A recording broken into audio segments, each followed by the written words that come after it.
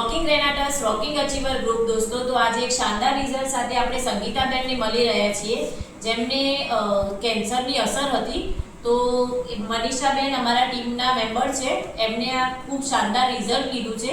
તો આપણે સંગીતાબેનને પૂછીએ કે એમને શું રિઝલ્ટ મળ્યું છે, તો એમના મોઢેથી આપણે સાંભળીએ. તો હા કહો. આ દવા ખાધા પહેલા મેં 2 કીમા લીધા છે.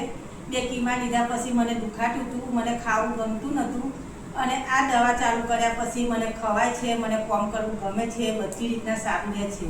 આ દવા ખાઉં છું એટલે મને તંદુરસ્તી શરીરમાં રહે છે અને બધી રીતના કામ કરવું ગમે છે. ખેતીનું કામ પણ મેં કરી દીધું.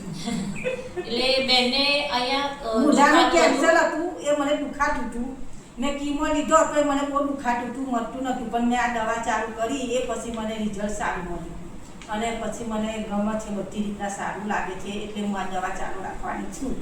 અને ખેતીનું કામ પણ હાલ બેન કરે છે, થાકતા પણ નથી. થાકતી પણ નથી. હું તંબાકુ ખંચેડી, ઘઉં લીધા, એરંડા લીધા, બધું કામ મેં કર્યું તોય મને થાક લાગ્યો નથી. તો જોયું મિત્રો, કેટલું શાનદાર રિઝલ્ટ મળ્યું છે. 2 મહિનામાં બેનને આટલું સરસ રિઝલ્ટ મળ્યું છે.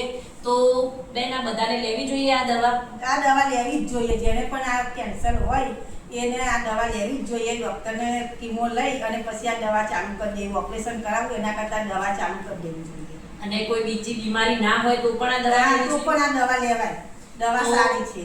બેનના મોઢેથી તમે સાંભળ્યું કે કેટલું શાનદાર રિઝલ્ટ મળ્યું છે.